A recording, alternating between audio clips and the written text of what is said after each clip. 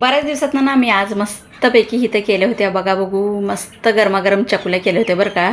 गुजरातीत डाळ ढोकळी म्हणतात किंवा वरणातली फळंसुद्धा म्हणतात. आमच्या इथं मात्र चकुल्याच म्हणतात.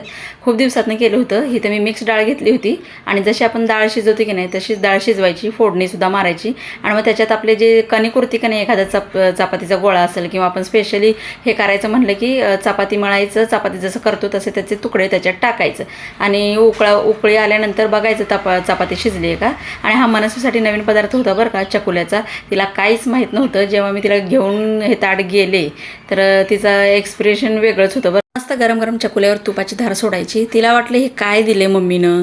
तर मला म्हणाले चपाती कुठे आहे, भात कुठं आहे. तर मी म्हणाले हे बघ हे चपाती असते, ह्याच्या आतमध्ये त्याला दाखवले तुकडे.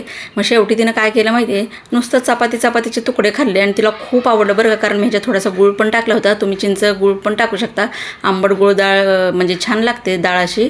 तिने नुसतं चपात्या खाल्ल्या आणि डाळ तशीच ठेवली. मला म्हणते आता भात दे. शेवटी तिच्यासाठी पुन्हा भात बनवला आणि मग भात दिल्यावर म्हणते आता छान लागते बरं का. तुम्हाला कसा वाटला व्हिडिओ.